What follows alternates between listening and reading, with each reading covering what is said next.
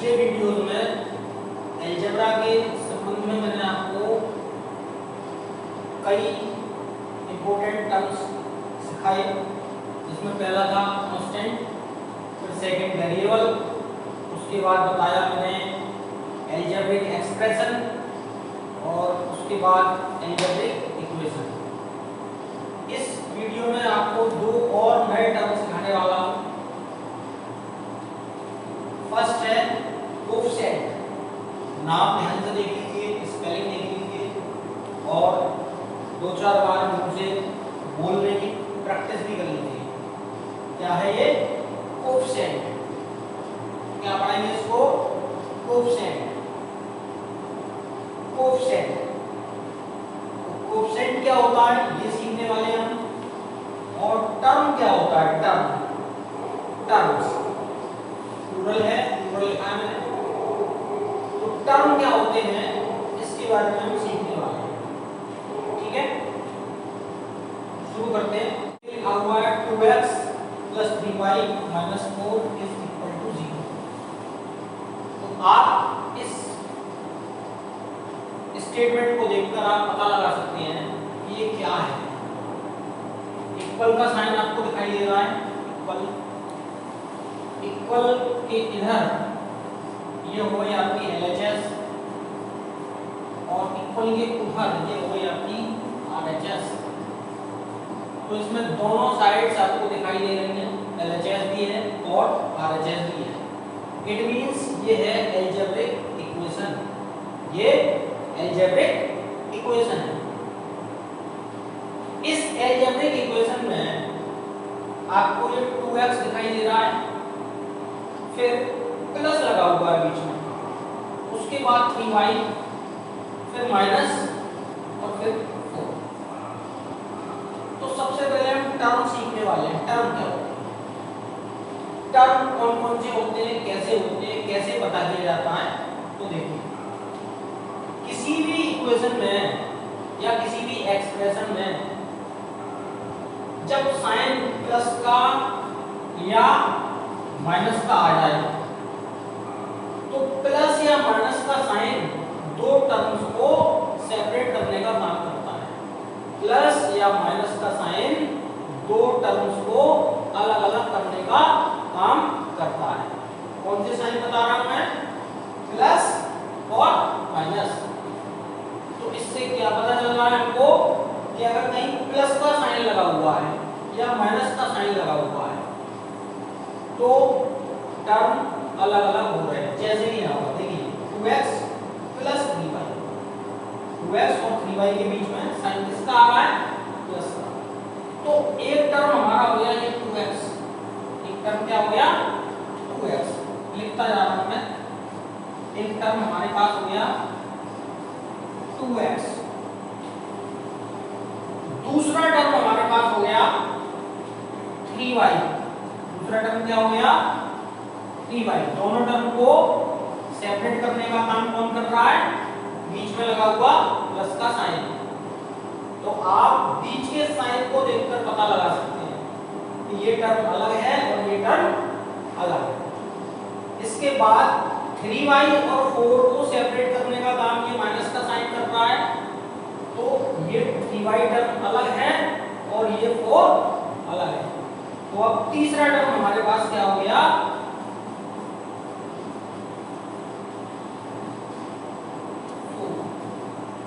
तो इस इक्वेशन में आपको तीन टर्म पता चलेंगे। इस इक्वेशन में तीन टर्म दिखाई आपको दे रहे हैं।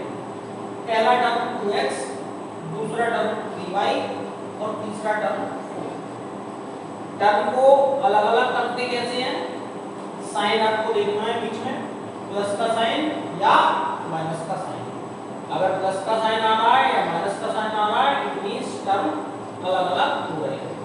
तो हम इजीली टर्म्स पता लगा सकते हैं। इसके बाद अगला कोफिशिएंट।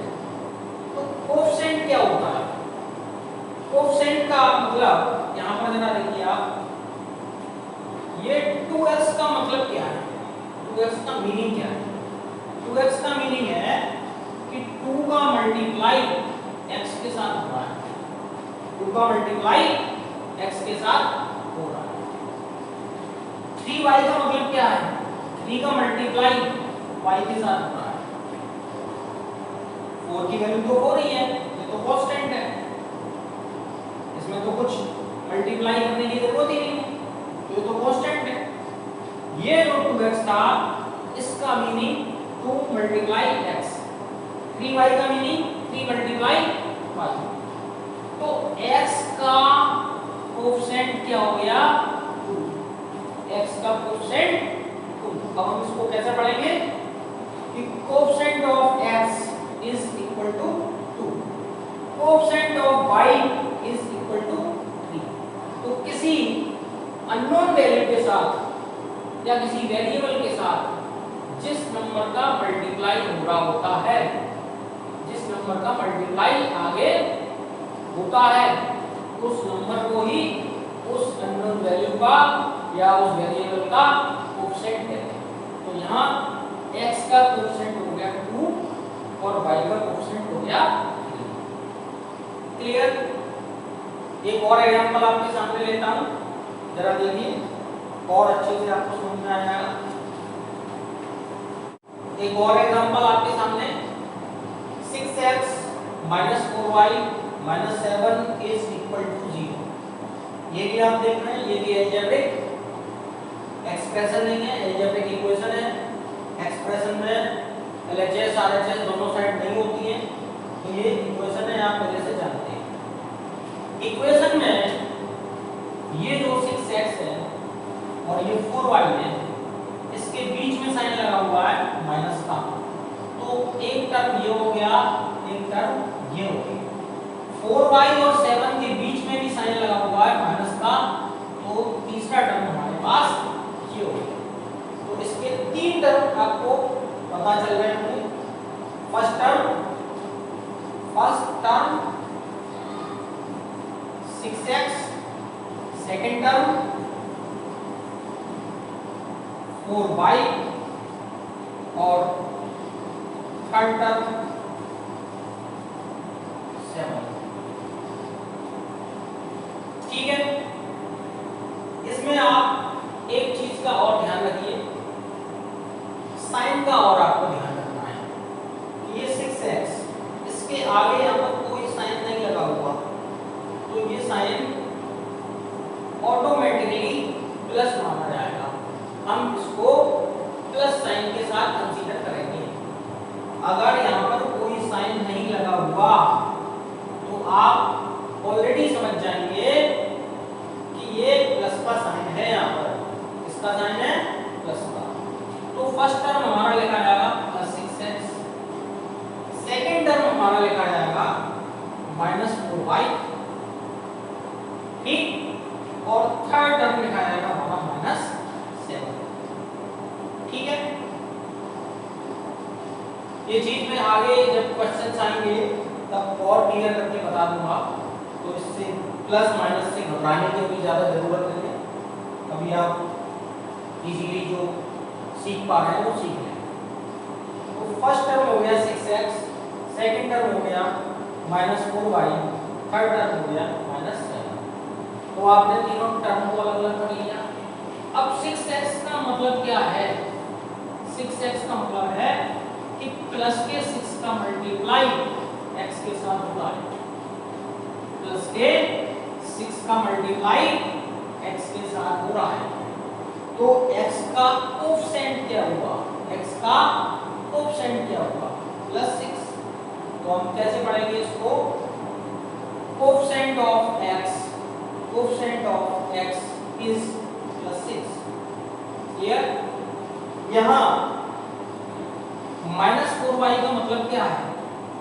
माइनस 4 का मल्टीप्लाई y के साथ हो रहा है। y के साथ किसका मल्टीप्लाई हो रहा है? माइनस 4 का। तो y का जो कोएफिशिएंट हुआ वो हुआ माइनस 4। पढ़ेंगे किस तरीके से? Minus 4 is coefficient of y, या रिवर्स भी कर सकते हैं, coefficient of y is minus 4। ये माइनस 7 कांस्टेंट है, फिक्स वैल्यू है, तो इसमें इसमें कोएफिशिएंट की कोई जरूरत ही नहीं। ये दोनों टर्म है, इन दोनों टर्म में आपने कोएफिशिएंट सीख लिया और इस इक्वेशन में आपने टर्म भी निकालना सीख लिया। ठीक है, एक और एग्जांपल आपके सामने मैंने लिया है -6 से +3b + c। इसमें मैंने इक्वल का साइन नहीं लगाया हुआ है, आप देख रहे हैं इसमें इक्वल का साइन नहीं है। इट मींस ये क्या है, ये है अलजेब्रिक एक्सप्रेशन। ये अलजेब्रिक इक्वेशन नहीं है, ये अलजेब्रिक एक्सप्रेशन है। इस अलजेब्रिक एक्सप्रेशन में आप देख रहे हैं ये प्लस का साइन लगा हुआ है, प्लस, तो -6 से और 3b इनको सेपरेट करने के लिए ये प्लस का साइन यूज किया गया है। इट मींस इसका एक टर्म क्या हो गया, -6 से लिख सकते हैं first term is equal to -6c। Second term क्या होगा, सेकंड टर्म होगा db प्लस लगाना प्लस 3b, और थर्ड टर्म होगा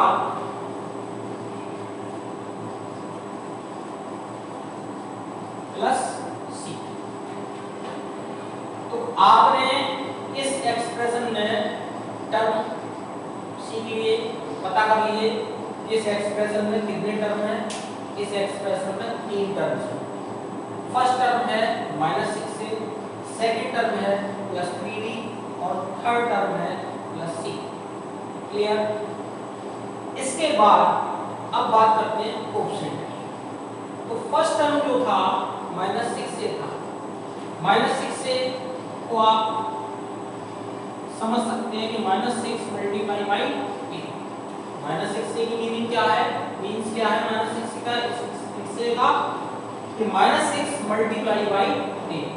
तो a को मल्टीप्लाई किया जा रहा है इससे -6।